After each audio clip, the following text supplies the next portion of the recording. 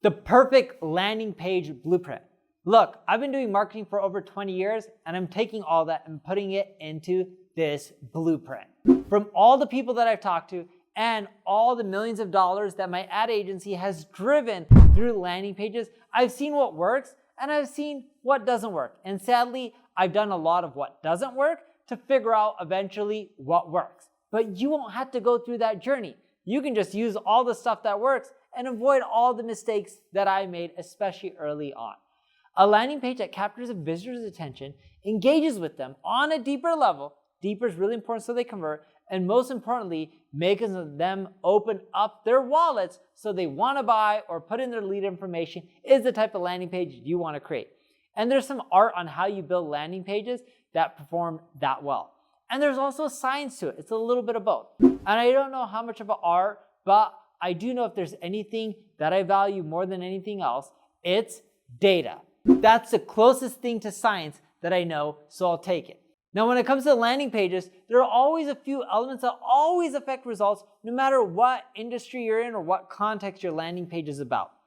And I can tell you that because I've seen minor tweaks to these elements drive thousands of dollars in additional sales, you'll know what to do step by step. And that's why I love data. You can make the slightest adjustment to an element and boom, your page is driving more conversions. Hundreds of thousands of dollars in many cases in extra revenue. So let's go over a few of these elements and the blueprint of the perfect landing page. You need navigation. You don't want to create too much distraction. The less, the better. You want people to click in your points of conversion. So the only thing to keep in navigation is absolutely the critical stuff. Then you got your headline. With your headline, you need to think about your unique selling proposition and supporting copy that you can put in a sub-headline. It can act as a direct extension of the headline. Essentially, that's the finishing thought that helps explain what you're trying to convey and get across. Or it can offer additional value or convey a secondary persuasive message that is still related to a headline. Then you got a hero shot. Ideally, a hero image should show the context of use. Then you want to have call to action. Without a call to action, no one's going to know where to click. Be simple. Click here, get started for free, open up your account, add to cart. These are all examples of call to actions that work. And you want to try to use conversational language and let the visitors know exactly what they're getting when they click. So like with my software companies, we do start my free trial.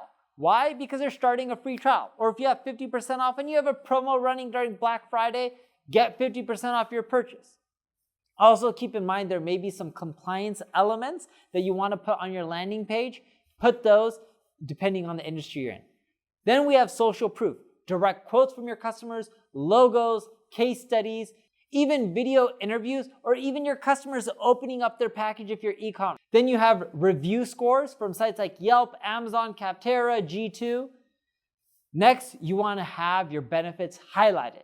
The key here is to describe specific benefits along with features. A feature is a specific quality of a product or service, while a benefit describes the positive impact that the feature has, and that's what people want to know once they make the purchase.